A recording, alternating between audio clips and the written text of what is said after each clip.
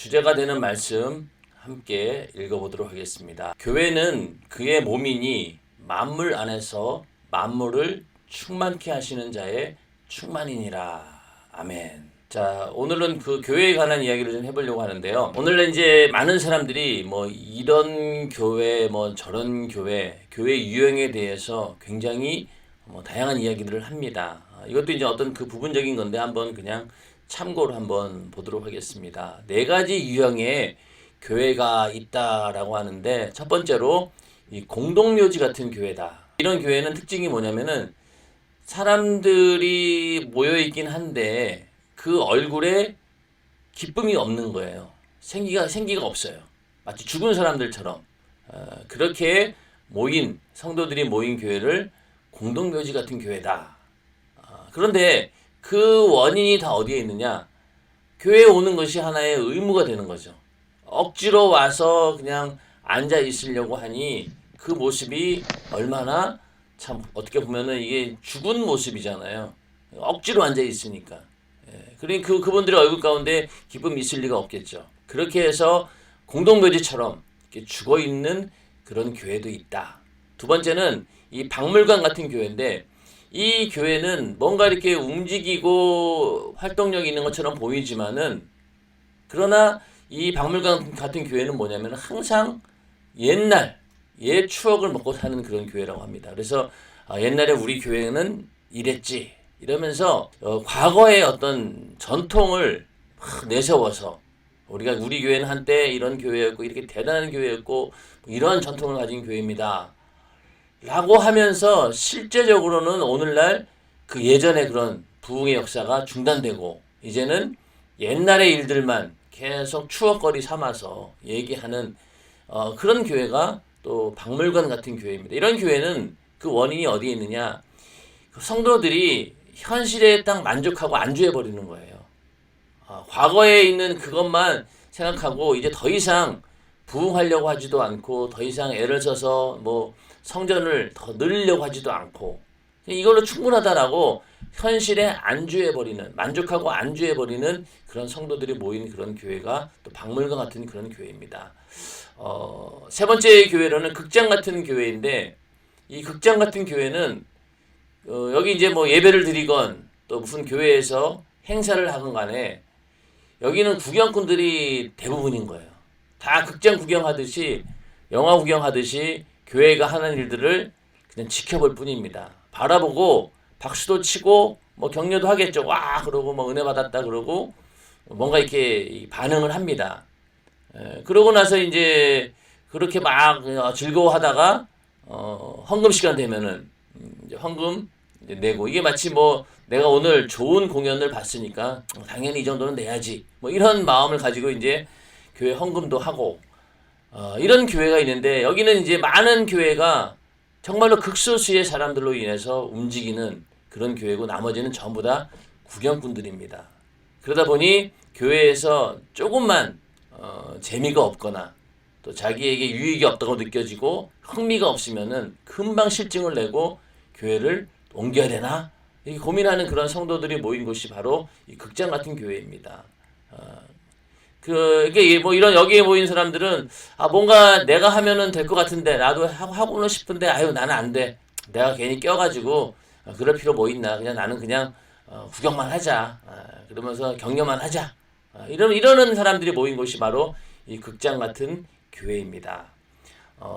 네 번째는 이 잔치집 같은 그런 교회인데, 여기는 이제 항상 사람들이 막 몰려오고 모든 사람들 얼굴에 막 생기가 막 돌고 모든 사람들이 자기가 주인이 되어서 즐거운 마음으로 하나님께 예배를 드립니다. 그리고 또 성도 간의 교제가 이루어지죠. 말씀이 풍성하고 찬양으로 기뻐하며 하나님의 은혜에 막 눈물을 흘리면서 굉장히 막 시끌벅적한 그런 잔치집 같은 분위기의 교회, 그런 교회가 있습니다. 과연 우리가 섬기는 교회는 어떤 교회일까? 그런데 중요한 건 뭐냐면요, 아무리 어떤 교회가 그냥 공동묘지 같은 교회는 원래 있는 게 아닙니다. 그 안에 있는 성도들이 그렇게 변했기 때문에, 타락했기 때문에 그 교회가 그렇게 된 거예요. 또 어떤 부분에서는 아무리 잔치집 같은 교회에 있다 할지라도 내 심령이 공동묘지 같고 박물관 같고 그냥 구경이라고 하려고 하는 그런 마음 자체를 가지고 있다라고 하면은 그 교회는 아무리 잔치집 같은 교회라 할지라도 자기에게는 공동묘지가 되는 겁니다. 박물관이 되는 것이고요. 그런 의미에서 정말로 우리 성도들의 마음 자세가 각자의 성도들의 마음 자세가 중요하다는 거죠. 내가 이 교회에서 어떤 마음을 가지고 있느냐. 잔치집같이 정말로 기쁨으로 섬기는 사람들이 많은 교회일수록 그렇게 모이다 보니까 어떻습니까? 그 교회가 자연스럽게 그런 분위기의 교회가 되는 겁니다. 바로 모든 책임이 그 중심이 누구에게 있느냐? 바로 나 자신에게 있다. 라는 그런 믿음을 가지고 교회 분위기를 만들어가는 것은 바로 나다. 그리고 그런 성도들에게 계속해서 즐거운 마음으로 기쁜 마음으로 막 열정적으로 교회를 섬길 수 있는 그런 분위기를 계속 만들어주는 것이 교회의 몫이지만은 그 일을 하는 것조차도 누구들이냐? 바로 우리들이다. 그런 의미에서 특정하게 무슨 교회가 이미 정해져 있는 것은 아니란 얘기입니다. 다 그 안에 있는 구성원들이 만들어내기 나름이라는 것이죠. 교회는 부르심을 받은 자들의 모임입니다. 에클레시아라고 해서 특정한 목적을 위해 부르심을 받아 모인 무리들이다. 고린도전서 1장 2절부터 3절에 보면은 고린도에 있는 하나님의 교회 곧 그리스도 예수 안에서 거룩하여지고 성도라 부르심을 입은 자들과 또 각 처에서 우리 주 곧 저희와 우리의 주 되신 예수 그리스도의 이름을 부르는 모든 자들에게 하나님 우리 아버지와 주 예수 그리스도로 쫓아 은혜와 평강이 있기를 원하노라. 자, 여기 보면은 예수 안에서 거룩하여지고 성도라 부르심을 입은 자들, 그런 자들도 있고 또 예수의 이름을 부르는 자들이 모여 있는 곳이 바로 교회이다. 특정한 목적이 무엇입니까? 바로 예수 그리스도의 복음, 그것을 전하고 또 그 복음을 받아들인 자들, 그런 자들이 모여서 이룬 공동체가 바로 교회입니다. 가족이라고 하면 어떤 의미가 있으면 식구라고도 하죠. 그 식구라고 하는 것은 밥을 같이 먹는다. 그런 의미에서 식구입니다. 교회도 동일한 하나님의 말씀을 함께 모여서 듣고 나누는 곳이다 라는 의미에서 이 가족의 개념, 이것이 교회 안에 있다는 얘기입니다. 교회의 상징은 뭐냐? 첫 번째, 교회는 예수의 몸이고 그리스도는 교회의 머리가 되신다. 이것이 일단 교회의 첫 상징입니다. 교회라고 하는 곳의 몸은 바로 누구입니까? 그 예수 그리스도이시고 그 교회의 머리가 바로 누구이시냐? 또 예수 그리스도이시다. 그래서 그 머리를 중심으로 우리 성도들은 지체가 되어서 교회를 세운다. 교회는 예수의 몸, 그리고 그리스도는 교회의 머리가 되신다. 이것이 먼저 첫 번째 교회의 상징이고, 그리고 또 교회는 살아계신 하나님의 집이다.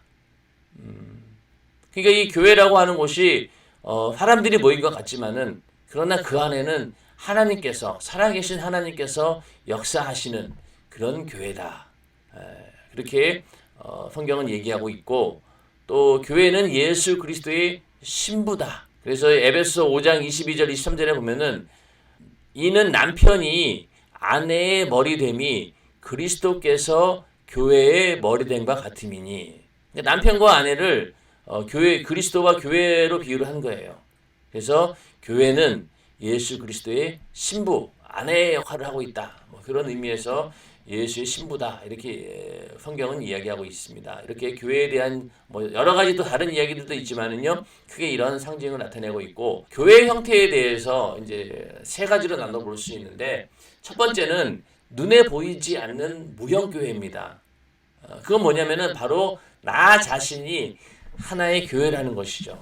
그래서 심령에 이루어진 성전을 말하는 것인데, 고린도전서 3장 16절에 보면은 너희가 하나님의 성전인 것과 하나님의 성령이 너희 안에 거하시는 것을 알지 못하느냐. 우리가 하나님의 성령이 내 안에 거한다라고 했을 때 그것은 곧 하나님의 성전이다.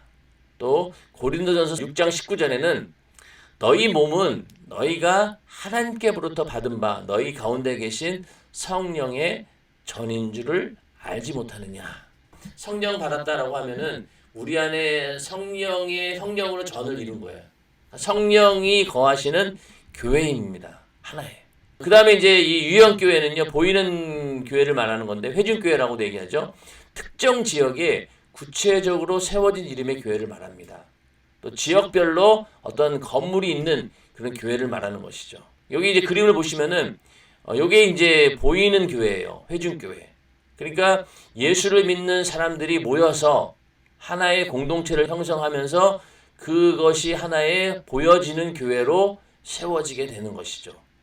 그러나 보이지 않는 교회는 어떻습니까? 우리 각자의 심령 가운데 있기 때문에 우리가 어느 곳에 있든지 간에 그곳은 또 하나의 내 안에 교회가 이루어졌기 때문에 또 하나의 교회가 되는 겁니다.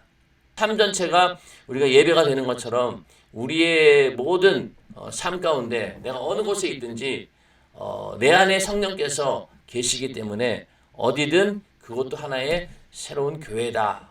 이렇게 인식을 해야 됩니다. 코로나 바이러스로 인해서 많은 분들이 가정에서 온라인으로 예배를 드립니다. 그때 정말로 우리가 명심해야 될 것이 무엇이냐? 바로 지금 내가 예배 드리는 이 순간 나도 하나의 교회다.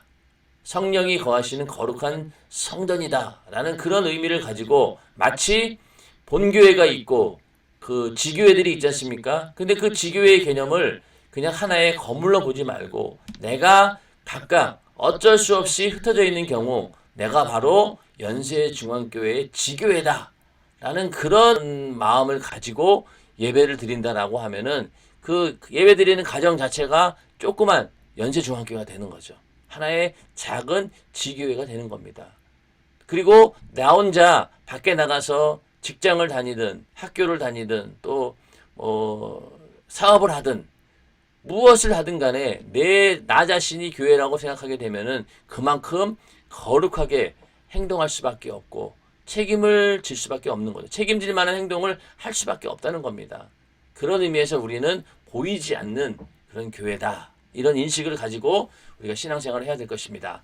그리고 이제 두 번째는 이제 보이는 그런 교회고, 세 번째는 이제 교회당 성전이라고 얘기하는데, 우리가 이제 나는 교회에 예배 드리러 가, 교회에 기도하러 가, 이렇게 얘기하는데, 엄밀히 따지면은 나는 교회의 어떤 건물 가운데 하나, 거기 가서 나는 예배 드리고 기도한다. 이런 거잖아요. 이 교회당, 성전 그러면요, 구체적인 교회 건물, 또 예배 장소를 말합니다. 그래서 우리는 예루살렘 성전, 안디옥 성전, 또 요한 성전, 야고보 성전, 그렇죠? 그렇게 다 구분해 놓은 게 뭡니까? 바로 구체적인 건물, 예배 장소, 그걸 지칭한다는 얘기죠. 그런 의미에서 약간은 차이가 있습니다. 예. 그리고 이제 요 교회 개념이 이제 이런 거죠. 비유를 들자면은 우리가 그 가정, 홈 그러면은 건물만 얘기하는 게 아니야. 하우스라고 하는 건물이 있잖아요. 그쵸? 건물이 있죠. 그러니까 우리가 가정이다라고 하면은 집 그러면은 그 보이는 건물 그것만 얘기하는 게 아니잖아요. 집 안에 누가 있습니까? 가족들이 있고 또 가족들 간의 그 끈끈한 그 가족 사랑이 있잖아요. 서로 간에 뜨거운 그런 사랑들. 각 가정마다 가지고 있는 독특한 그런 정체성 같은 것들, 특징 같은 것들. 그런 것들이 다 아우러져 가지고 우리는 가정이라고 얘기를 합니다. 집만 있다고 해서 가정이 되는 건 아니죠. 분명히 그 가운데 식구들이 있어야 됩니다. 가족 구성원이 있어야 되는 것이죠. 어떤 사람은 정말로 돈을 많이 벌어서 굉장히 좋은 집을 샀어요. 그런데 그 사람에게는 가족이 없어요. 그러다 보니 어떡하겠어요? 개를 키우거나 애완동물들을 키워가지고 그걸 마치 가족처럼 여기고 그런 사는 사람들도 있습니다. 그런 의미에서 아무리 좋은 집을 가지고 있다라고 해도 그 가운데 가족 구성원들이 없다라고 하면은 그것은 가정이 아닌 거죠. 또 집도 있고 가족들도 있어요. 그런데 그 가족들 간에 뜨거운 사랑이 없고 서로 매일 그냥 찢어지고 싸우고 불화가 있고 그런다라고 하면은 또 그런 이유 때문에 또 하나의 가정이 아니라는 얘기입니다. 파괴되어가는 그런 가정들인 거죠. 그런 것처럼 교회도 보이지 않는 성도들이 있고 또 눈에 보이는 건물들이 있고 이것이 또 그 가운데 연세중앙교회 그러면은 그 안에 있는 보이지 않는 정체성, 그런 가치들, 이런 것들이 다 포함이 되었을 때 우리는 교회라고 이야기를 합니다. 어느 교회든지 딱 그 교회 하면은 떠오르는 어떤 개념들이 있어요. 연세중앙교회 그러면 뭐가 딱 떠오르고, 그렇죠? 그런 것처럼 그 교회가 가지고 있는 모든 그런 보이는 것, 보이지 않는 그런 모든 것들을 우리는 교회라고 이야기를 합니다. 보이는 교회와 보이지 않는 교회가 차이점이 좀 있어요. 자, 먼저는요, 크게 생각했을 때 이 몸된 교회, 내 안에 이루어진 보이지 않는 이 교회를 가장 이상적이고 완전한 교회로 생각하시면 돼요. 왜? 성령이 내 안에 거하시는 그런 성령의 전이기 때문에 하나님께서 함께 하시니 이건 완벽한 그런 교회를 말하죠. 그러나 성령을 모신 자들이 모인 그런 지역 교회는요, 완전하지가 않습니다. 불완전해요. 자, 몸된 교회, 보이지 않는 그 성령의 전으로 이루어진 그 교회는요, 악한 사단 마귀 귀신의 역사가 절대 이기지 못합니다. 음부의 원수가 이기지 못한다고 했잖아요. 그러나 지역 교회는요, 이 사단 마귀 귀신의 권세에 의해서 부패시킬 수도 있고 무너질 수도 있어요. 100% 교회를 세우기만 하면은 무조건 부흥되고 잘 된다는 보장이 없죠. 오늘날 수많은 교회들이 개척을 하고, 그러나 금방 또 문을 닫는 교회들이 얼마나 많이 있습니까? 또 그 문을 닫는 그 과정 가운데 얼마나 많은 마귀 역사가 있었고, 또 그 가운데 부패함이 있었겠습니까?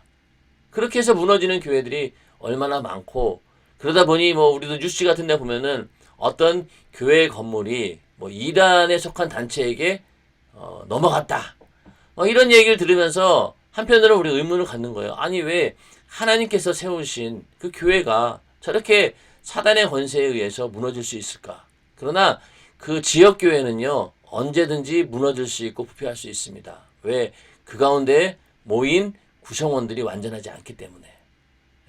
그런 의미에서 잘 생각하셔야 돼요. 그러니까 초대교회에 있던 그 수많은 교회, 또 요한계시록에 있던 소아시아의 7교회들, 지금 그 교회가 존재합니까? 하나도 없어요. 다 사라져 버렸습니다.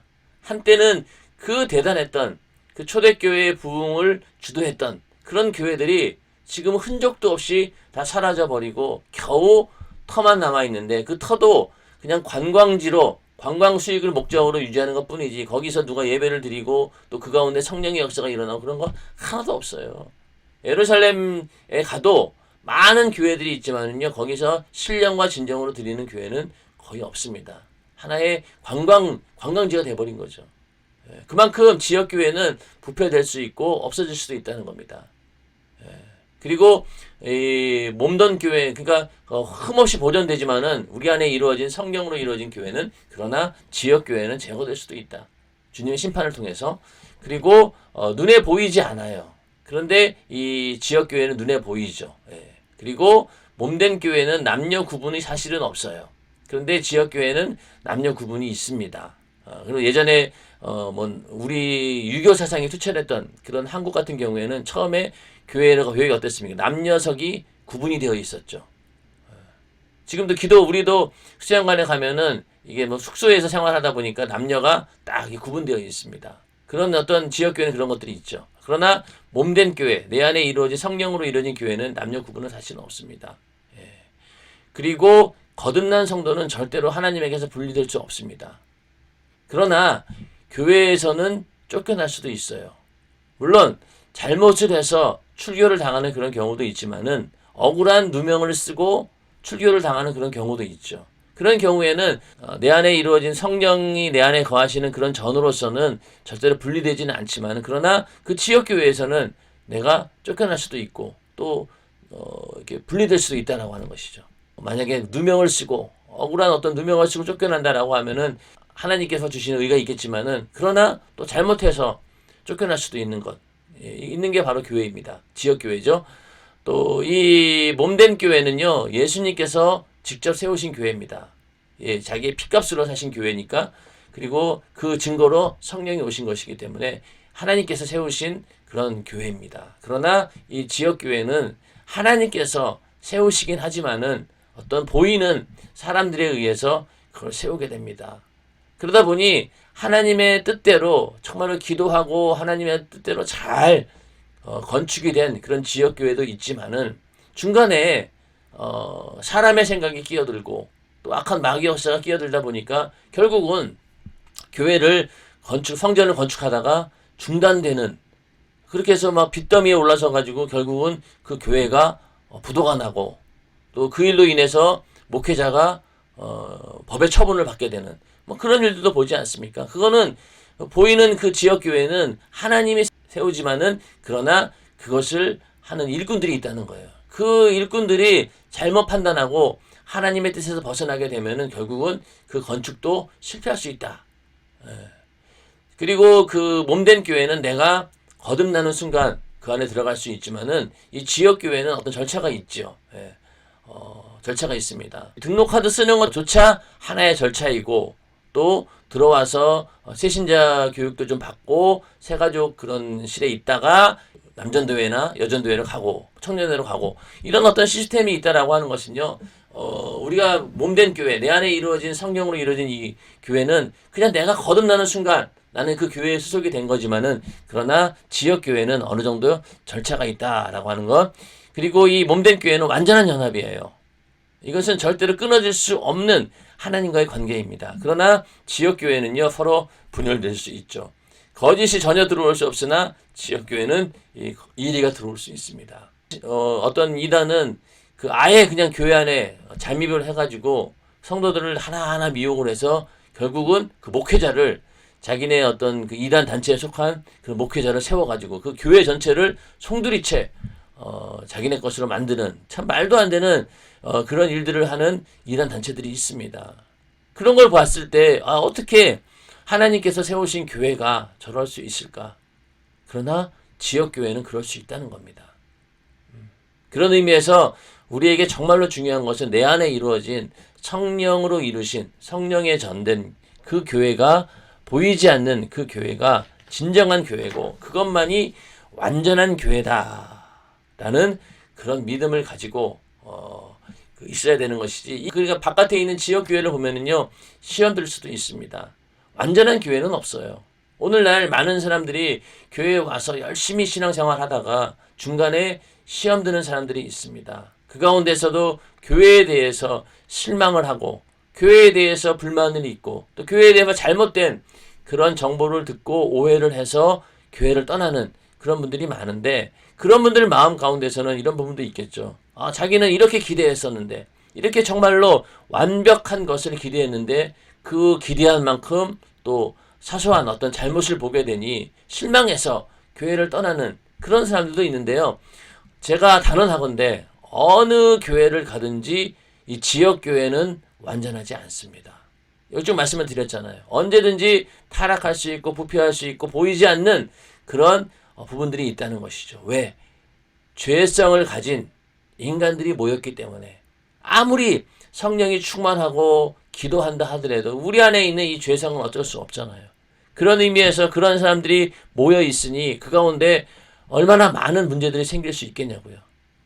그런 것들을 우리가 이해하면서 그 완벽하지는 않지만은 그러나 어떻게든 하나님의 뜻대로 기도하면서 내가 정말로 주님이 원하시는 그런 교회를 만들어 간다라는 의미에서 목회자들이 목회를 하는 것이지 완벽하다라고 하는 교회는 지금까지도 없었고요. 앞으로도 없을 것입니다.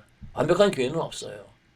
그렇게 생각하시고 내가 교회에 와서도 좀 내가 봤을 때 부족한 점이 보이고 또 여러 부분에 있어서 마음에 안 드는 그런 것들이 있다 할지라도 그런 것들을 감안을 하고 정말로 이 교회가 아주 완전히 벗어나지 않는다라고 하면은 그런 것들은 우리가 기도하면서 조금씩 내가 바꿔간다. 그런 마음 자세를 가지고 기도하면서 그 교회를 섬겨야 되는 것이지 조금만 마음에 안 든다라고 해서 그냥 뛰쳐나오면은 그건 잘못된 겁니다. 결혼 생활도 마찬가지 아니겠습니까? 남녀가 결혼을 했으면은 그 부부가 남녀가 완벽할 수는 없잖아요. 부족한 부분들을 알면서도 사랑으로 그것을 극복하는 거잖아요. 그런 것처럼 교회도 내가 마음에 안 드는 부분이 있고 어떤 경우에는 교회에서 나에게 서운하게 하는 경우도 있을 것이고 시험 될 수 있는 요소는 엄청 많죠. 사람을 보면은 그럴 때마다 우리는 사람을 볼 것이 아니라 나를 뜨겁게 사랑해 주신 그 주님만 바라보고 주님께서 나를 사랑하셨고 나는 그 사랑에 화답해서 이 교회에 소속이 되어서 내가 충성한다 라는 그런 마음을 가진다라고 하면은 그 사랑의 관계로 맺어지게 되면은 절대로 이 교회를 떠날 수 없습니다. 오히려 더 애착을 가지고 문제가 있다라고 하면은 더 애착을 가지고 그것을 위해서 기도하면서 그 문제를 해결하는 것, 그것이 더 지혜로운 성도들의 모습입니다. 자, 이런 차이점들이 있고요. 교회는 어떤 사람들에 의해 세워졌느냐? 하나님의 부르심에 믿음으로 응답한 사람들에 의해 세워졌다. 예수님께서 제자들에게 물어봅니다. 사람들은 나를 누구라고 하느냐? 그랬더니 이제 뭐 어떤 사람들은 엘리야라고 하더이다, 또 에레미야라고 하더이다, 뭐 선지자 중에 하나라고 하더이다. 이렇게 여러 가지 대답을 하는데 그 가운데 제자 베드로가 이렇게 얘기합니다. 주는 그리스도시요 살아계신 하나님의 아들이시니이다. 엄청난 고백을 한 겁니다. 그래서 이런 베드로의 그 신앙 고백을 들으시면서 예수님께서 너무나 감격하셔서 바요나 시몬아 내가 복이 있도다. 이를 내게 알게 한 이는 혈육이 아니요 하늘에 계신 내 아버지시니라. 또 내가 내게 이르노니 너는 베드로라. 내가 이 반석 위에 내 교회를 세우리니 음부의 권세가 이기지 못하리라. 자, 이렇게 하면서 베드로에게 교회를 세워주겠다라고 약속을 하신 거예요. 그런데 이 이야기를 로마 카톨릭에서는 잘못 이제 오해한 것이 뭐냐면은 베드로를 어떤 교회의 반석으로 본 거예요. 초대 교황이 바로 베드로입니다. 자, 예수님 다음으로 교회를 이끌어가는 그런 교황을 세우기 위해서 제일 먼저 내세운 사람이 바로 이 베드로라는 거예요. 왜? 베드로에게 교회를 세우겠다라고 약속하셨으니까. 그렇게 해석한 겁니다. 그러나 그건 그렇지 않습니다. 여기서 베드로가 중요한 게 아니라 베드로가 했던 그 신앙 고백이 중요한 거예요. 자, 오늘날 우리들도 예수 믿을 때 바로 주는 그리스도시요 살아계신 하나님의 아들이시다. 예수님께서 내 죄를 담당하시고 나를 구원해 주셨습니다. 그분만이 나의 구세주이십니다. 라는 그런 고백을 한 사람들의 모임이 바로 교회잖아요. 베드로가 사람이 중요한 게 아니라 그 신앙을 고백했다라고 하는 그 신앙 고백 자체가 중요하다는 겁니다. 교회는 주는 그리스도시요 살아계신 하나님의 아들이다라고 고백하는 그런 사람들의 모인 곳이 바로 교회라는 것이죠. 신앙 고백 위에 그 터 위에 세워진 것이 바로 교회라는 것입니다. 절대 사람이 아니라는 얘기죠. 신앙 고백이라고 하는 것은 하나님께서 죄인된 우리를 구원해 주시겠다고 부르셨어요. 그 부르심에 내가 믿음으로 응답한 거죠. 아, 예수의 피가 내 죄를 대신할 수 있습니까? 그렇다면 제가 믿겠습니다. 그리고 믿는 순간 그 죄가 사라지면서 예수의 피의 공로로 죄사함 받았다. 믿음으로 화답한 사람들 모임, 그게 바로 교회. 그렇게 해서 교회가 세워지는 것이죠. 그런 의미에서 교회는 예수 그리스도께서 피로 세우셨다. 그러니까 하나님이 자기 피로 사신 교회다. 예수님께서 십자가에 달려 피 흘려 죽으시고 부활하심으로 인해서 그 다음에 성령이 임함으로써 교회가 시작되었지, 예수님께서 이 땅에 계시는 동안에는 단 하나의 교회도 세우지 않으셨습니다. 왜? 예수님께서 피값을 지불하셔야 되니까. 피를 흘리셔야 되니까. 피를 흘리시고 우리 인류의 모든 영혼을 구원해야지만이 그때 비로소 성령이 임할 수 있고 성령이 전이 되는 거잖아요. 그렇게 예수의 피에 그 역사가 있어야지만이 교회가 이루어진다. 그런 의미에서 하나님이 자기 피로 사신 것이 바로 교회다. 그리고 교회는 성령 강림으로 시작되었고 성령에 의해서 확장되어집니다. 부흥됩니다라는 얘기죠. 자, 마가다락방에 성령이 임하는 순간 그때 교회가 이루어진 거죠. 그래서 그때 사도행전 2장에 보면은 어떻게 그 교회가 운영이 되어 있는지 잘 나타나고 있는데, 먼저는 그 사도들로 인하여 기사와 표적이 많이 나타났다. 그러니까 그 능력과 이적과 표적이 막 예수가 이 땅에 오셔서 일으켰던 그런 이적들이 막 나타나는 거죠. 그러니까 그걸 보고 많은 유대인들이 예수를 믿게 된 건 아니겠습니까? 그런 사람들이 모여서 공동체 생활을 했습니다. 다 함께 있어 모든 물건을 서로 통용하고 또 재산과 소유를 팔아 각 사람의 필요를 따라 나눠주고 자, 요게 초대교회의 모습인데 어떻게 보면은 지금은 상상할 수 없는 그런 형태의 교회입니다. 그런데 이때는 왜 그랬냐면은 이 오순절에 이제 성령이 임하실 때만 해도 제자들이나 사도들이나 어떤 믿음을 가지고 있었냐면은 예수님께서 자기들이 죽기 전에 오시는 줄 알았어요. 예수님께서. 왜냐면 예수님께서 그 승천하시면서 내가 오는 것을 여기 서 있는 사람들도 보게 될 것이다. 보는 사람도 있을 것이다. 라고 얘기하다 보니까 그 가운데 있던 사람들 입장에서는 어떻게 생각하겠어요? 여기 있는 자 중에 제일 어린 사람이 누구지?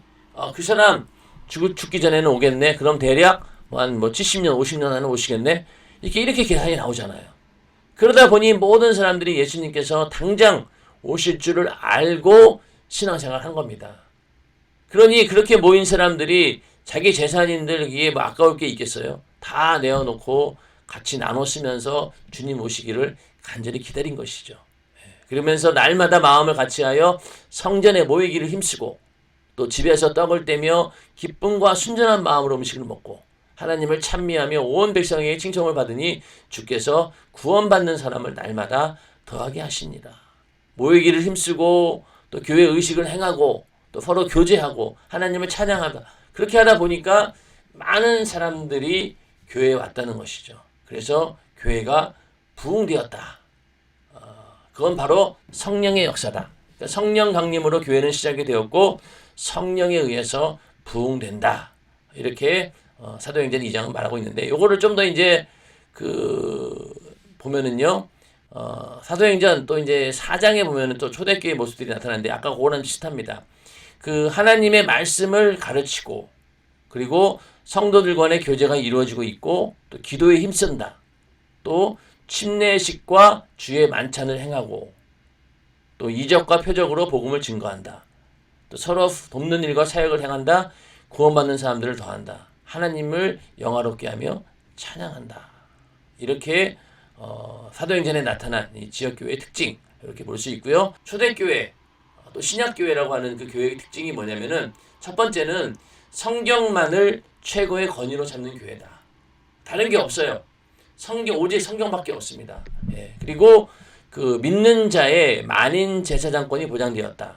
이 만인 제사장권은 뭐냐면은 믿는 자는 누구든지 예수의 피의 공로로 하나님 앞에 나아갈 수 있다. 그래서 구약 시대에는 제사장들이나 또 레위인들이나 이런 특정한 사람들만이 제사를 드릴 수 있었지만은 이제는 그렇지 않다. 모든 사람들이 직접 예수님을 만날 수 있다. 이게 바로 만인 제사장권입니다. 그러니까 우리가 교회에 와서 기도할 때 내 기도를 누군가 들어주고 예를 들면 목회자가 그 기도를 들어주고 대신 기도해서 상달되는 게 아니잖아요. 각자가 자기 믿음으로 기도하면은 하나님께서 직접 응답해 주십니다. 그런 것처럼 모든 사람들이 각자 주님 만날 수 있는 예수를 만날 수 있는 그런 권리가 보장이 되어 있다는 것이죠. 그 중간에는 아무도 없어요. 로마 카톨릭 같은 경우에는 어떻습니까? 고해성사라는 게 있잖아요. 죄를 고백하는 것도 자기가 직접 하는 게 아니라 신부에게 자기 죄를 막 고해성사를 하잖아요. 막 다 얘기를 합니다. 그러면은 그걸 가지고 그 신부가 기도하면은 그 기도가 상달이 되고 그 죄가 사해진다라고 믿는 것 같은데 우리는 그게 아니죠. 이 초대교회는 그냥 누구든지 지금 예수를 믿는 순간 그때부터 하나님을 직접 만나고 교제할 수 있는 그런 권한이 있다. 하나님 앞에 예배하며 나아갈 수 있는 권한이 있다. 그게 바로 만인 제사장권입니다.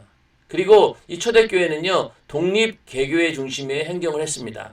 중간에 뭐 교단이 있거나 또 다른 어떤 아무것도 없어요. 각각 개교회가 그 나름대로 그 자기들만의 시스템을 가지고 움직인 거예요.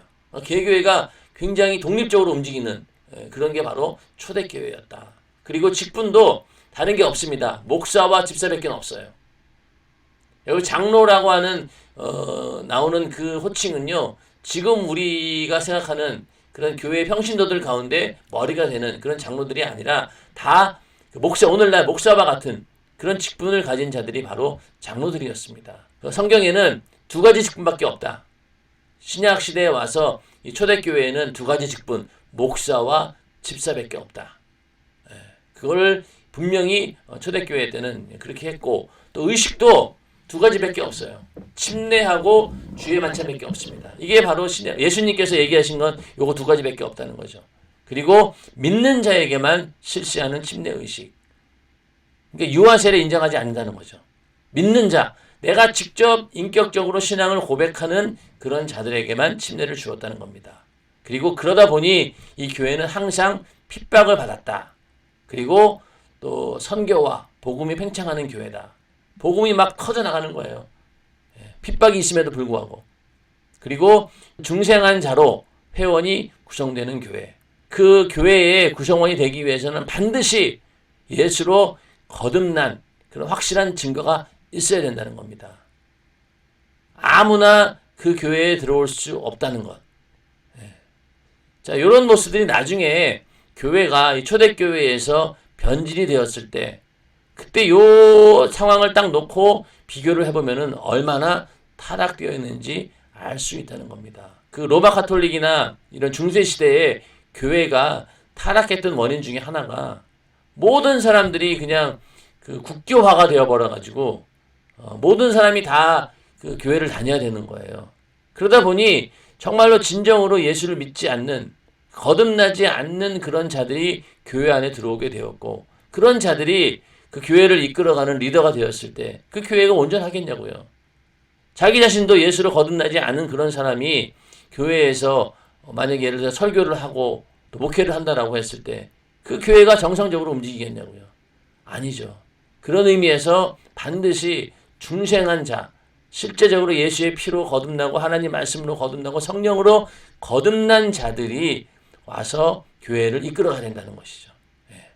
그런 교회는 점점 서로 간에 뜨거운 사랑으로 다져지게 되고, 또 그 가운데 많은 제자들이 양육되어진다.